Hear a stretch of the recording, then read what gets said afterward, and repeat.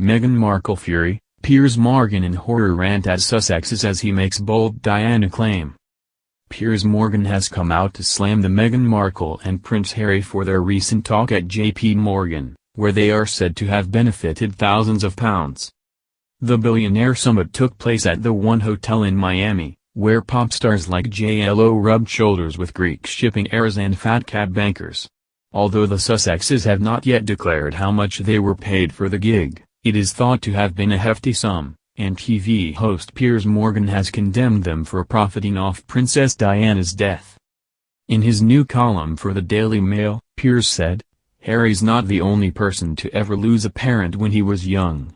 It's sadly happened to many millions of people, including me. My father died when I was 1. And there's a big difference between talking about it to raise public awareness of grief-related mental health issues, and doing it privately for a big fat fee to a bunch of super-rich bankers, business tycoons, politicians and celebrities. By commercially exploiting his mother's death to make vast pots of money like this, Harry is surely behaving in exactly the same way he professes to despise from the media." Twitter users took to the social media to agree with Piers and vent their own frustration at Megxit. One said, "My son was 10 when his father passed away suddenly. He too walked after his dad's coffin with me beside him. A few days later he went back to school and I went back to work to keep us. No comparison really, but we do not spend our lives going on about it. #life." Another replied, "I used to assess patients for bereavement and mental health. Those patients could barely get themselves out of bed and to the appointment, let alone get themselves to speak at a private billionaires club. It's an insult to real sufferers."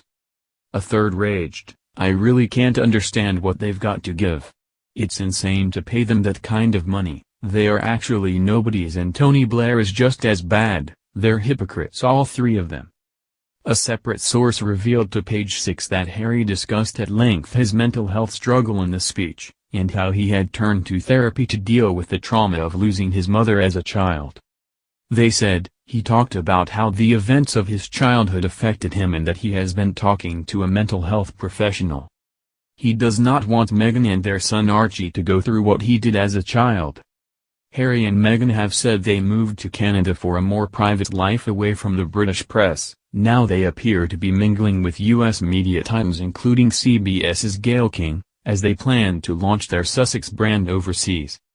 Piers has also accused their brazen hypocrisy of knowing no bounds, after they were exposed for taking private jets, when they had begged social media users to save the planet. Now they're free to do whatever they wish, they've shown their true environmental colors.